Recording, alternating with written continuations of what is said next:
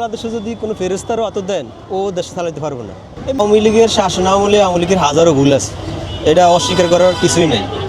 তবে বাংলাদেশে শাসন ব্যবস্থা যে আইছে তার নামে কিন্তু অপরাধ আছে বা মানুষের অপছন্দের বিষয় আছে যে এই বাংলাদেশ শাসন করছে। মেইন কথা হচ্ছে কি, বাংলাদেশে যদি কোনো ফেরেস্তারও আত দেন ও দেশ চালাতে পারবে না। কেন পারবো না? আমার বাংলাদেশের চেয়ে 116 গুণ বড় রাশিয়া। রাশিয়াতে মানুষ 14 কোটি আর বাংলাদেশে মানুষ 18 কোটি। আমার বাংলাদেশে সে 10 গুণ বড় একটা রাষ্ট্র আছে মরক্কো, ওই রাষ্ট্রের মানুষ 33 লাখ, 1 কোটিও না। এই দেশে যত মানুষ আপনার ঢাকা ফ্লাইওভারের নিচে আছে, মানে বালিশ ছাড়া ঘুম যায়। পৃথিবীর অনেক উন্নত দেশ আছে ইউরোপের, ওইসব দেশে তো মানুষও নাই।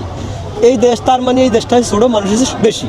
এই দেশে যে রাষ্ট্র ক্ষমতা যাইব তারই ভুল থাকবো, বুঝছেন?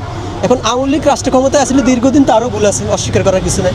তবে কিছু কাজ করছে যেটা মানুষের জনজীবন উপভোগ করেছে। যেমন একটা মেট্রো রেল করছে না, এই মেট্রো রেলের সরে আমার মানুষ কী কয়, আরে আমি ইউরোপে আইছি, কি উন্নত জীবন, খুব ভালো লাগে। আবার একটা পদ্মা সেতু করছে, আগে মানুষ অ্যাম্বুলেন্স নিয়ে দাঁড়ায় থাকতো ওই পাশে, ফেরির অফার, এখন দৌড়ে আয়া পরে উপকৃত হয়েছে না মানুষ। ঘরে ঘরে বিদ্যুৎ সেটা দিয়ে তো মানুষ উপকৃত হয়েছে। এখন কিছুর দিকে আছে সত্যিই ভালা, যেটা আর প্রশংসা করাই লাগে, ওই আসলে প্রশংসার দাবিদার।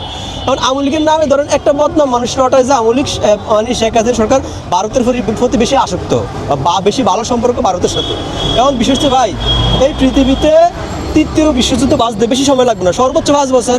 কারণ ওয়ার্ল্ডে যে সমস্ত রাষ্ট্রে পারমাণবিক অস্ত্র আছে প্রত্যেকটা দেশের প্রধানমন্ত্রী মাথা গরম, যে কারণে সবাই ওয়ার্ল্ডে তৃতীয় বিশ্বযুদ্ধ হইব। আর তৃতীয় বিশ্বযুদ্ধ হইলে প্রত্যেকটা দেশই পারমাণবিক অস্ত্র ব্যবহার করবে। ধরেন তৃতীয় বিশ্বযুদ্ধ হইলে, ধরেন যুদ্ধ বিধ্বস্ত হইলে পুরো পৃথিবীর 1/3 তো নষ্ট হয়ে যাবে পৃথিবীর। ওই সময় একটা বোম যদি কোনো না কোনোভাবে বাংলাদেশে আইসা পড়ে, বাংলাদেশের মানুষ যাইবে এমন কোনো পথ আছে? আমাদের দক্ষিণে নাপ নদী আছে, যেটা মায়ানমার একটা বৌদ্ধ রাষ্ট্র, ও আমার জায়গা দিব না। আবার আমার সব সাইডে আছে কি ভারত। এখন একটা বোম যদি আল্লাহর হুকুমত ভুলেও বাংলাদেশে পড়ে, আমরা যে কোনো জামা এই জায়গা তো নাই, আসেনি নাই, জায়গা নাই। আর ভারত আমার পাশে, সব সাইডই ভারত, একটু সম্পর্ক থাকতেই পারে।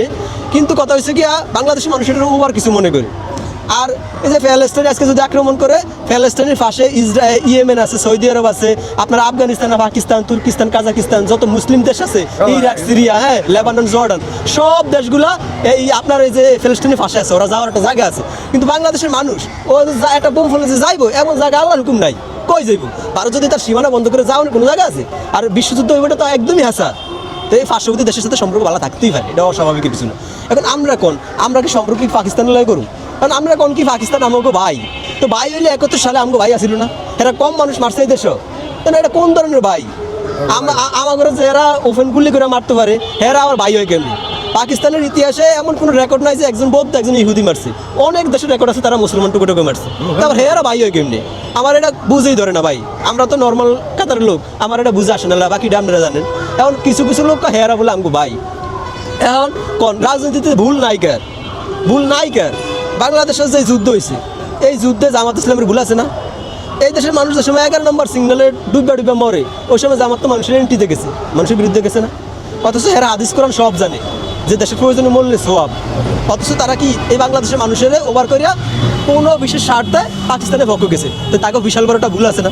তারপরে জামাত ইসলাম বড় একটা প্রোগ্রাম করলো সোহরাওয়ার্দী উদ্যানে, এত কোটি টাকা খরচ করে এত বড় একটা প্রোগ্রাম করলো, অথচ গজল গাইলো, সব করলো, কিন্তু জাতিসংগীত গাইলো না।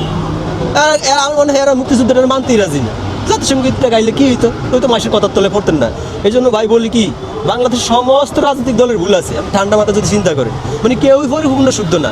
যেমন সব দলে ঠিক আছে, মানসি ভুল আছে, কিন্তু আমাকে বিপ্লবের পরে যে এনসিপি দল গঠন হয়েছে তাকেও ভুল নাই, তারা একদমই নিষ্পাপ। কিন্তু আজ জনগণের জিজ্ঞান তো এনসিপি সম্পর্কে মানুষ বকা দিব, কারণ এনসিপি ভুল নাই। আপনি দেন না এনসিপি নেতা কী অবস্থা? এমন রাতারাতি যদি কেউ পরিবর্তন হয়, মানুষ তো কইবই যে আপনি টেয়া পয়সা কই পাইছেন, কইব না? আমি রিক্সা চালে আমার অবস্থা এরকম, আর পরিবর্তন হয় না। কিন্তু ভাই তোরা ওই যে একটা লোক ধরা খাইছে চান্দাবাজি করে, এর বাপও রিক্সা চালায়, তো 1 বছরের মধ্যে বিল্ডিং কেমনে করে? আল্লাহ হেরেটিয়া দিতে, আল্লাহ আম করে করে রেটিয়া দিতে পারে না, হেরিয়া তো ভালো জানি। তো এরকম শৌকের যায়, মানে খুব তাড়াতাড়ি যদি আমরা চেঞ্জ হয়ে যান, মানুষ ভুল ধরবো না। তারপর শুধু একজন নেতা নেই, সবাই তো এমন তখন ভুল নাই কার। কারণ আমি শুধু এক পক্ষের কথা কইলে আমার কি লাগবে? সবারই তো আমি দেশে ভুল আছে। এদেশে আসলে এই কোনো দলের নাম কেমন যাইব না যে এই দলরা ভুল আছে, সব দলেরই ভুল আছে। আর এই দেশে ভুল থাকবে, এই দেশ ছোট, মানুষ বেশি, বুঝছে? এন ইয়া করার কিছু নাই।